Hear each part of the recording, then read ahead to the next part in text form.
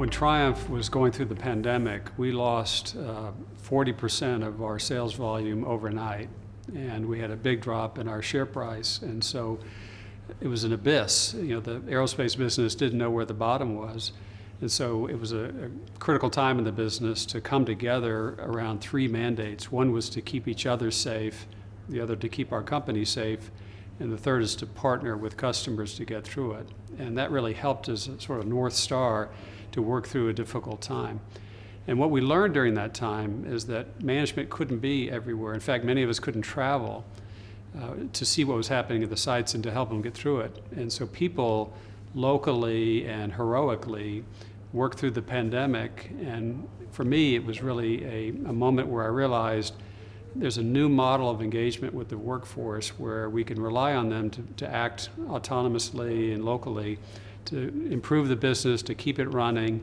And I didn't want to go back to the way things were before. So it was really a new purpose for the company that was aligned with what was going on in the world at that time, not just at Triumph, but our industry and across the globe.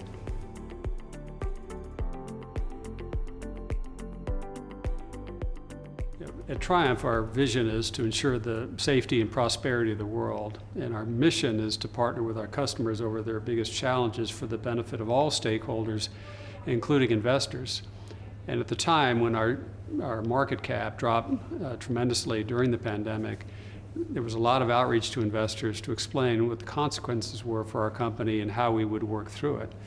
And this dialogue that started at that time in many ways wasn't happening pre-pandemic.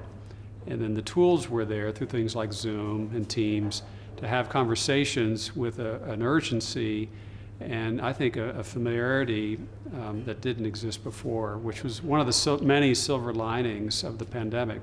So we would call on investors and give them assurances as to what we were doing on our balance sheet, on our demand for our products and services, and using capacity and keeping our customers sold. And I don't think we would have had these forms of engagement if the pandemic hadn't happened.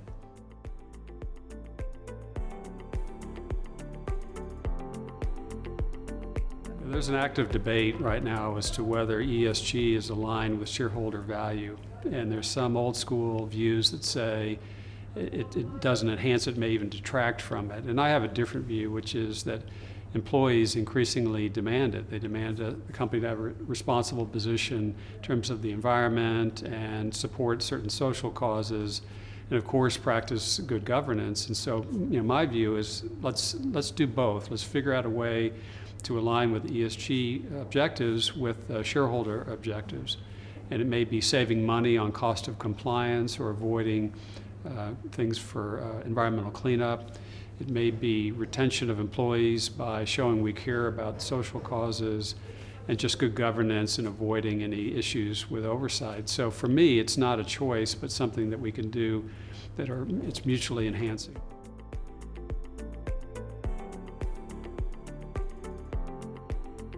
So Scope 3 really stretches what manufacturing companies like mine must do. And I've got operations in the UK and the Isle of Man and Thailand and Mexico, and so the regulations are different from country to country, but it's a stretch goal to set. And for companies that use, in our case, let's say a lot of chromium, which is one of the focuses of Scope 3, when we build hydraulic cylinders or actuators, how to take that and replace it with other coatings that are more environmentally friendly. It's not easy to do, but it is something that's necessary.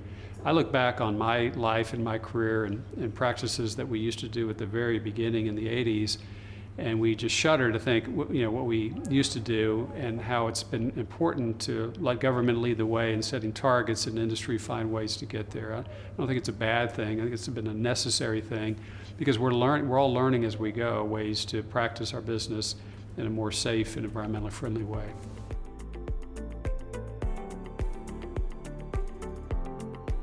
I think the main thing is to trust in your employees, whether they work in person or they work remotely, that they are aligned with what you're trying to do as a leader, and they can bring more of their energy and creativity if you respect them and engage them in what you're trying to accomplish at the company. The more there's a collaboration between the leadership and the workforce towards a common set of goals, the more likely that you'll achieve it. And actively listening to them about the things that they care about and finding ways to work those into the overall change agenda. So I'd say that's the main takeaway for me, is maybe giving up some of that hierarchical command and control power in favor of collaboration and engagement towards a common set of objectives. And only then can things really be achieved on a much higher level.